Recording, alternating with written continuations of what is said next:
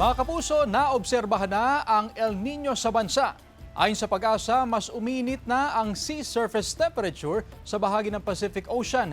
Nagkakaroon daw ng El Nino phenomenon kapag abnormal warming ang naitatala roon.